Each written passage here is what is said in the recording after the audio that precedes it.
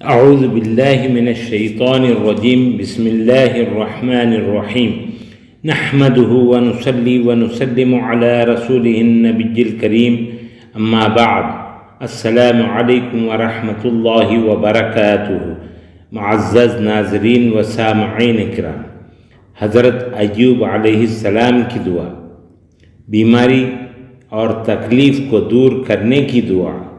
انی مسنی الضر وانت ارحم الراحمین۔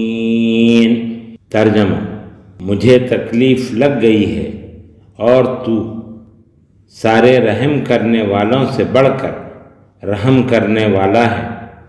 سورۃ الانبیاء آیت نمبر 83، آیت نمبر 83۔ آمین یا رب العالمین۔ یہ دعائیں خود بھی یاد کریں اور اپنے بچوں کو بھی یاد کروائیں۔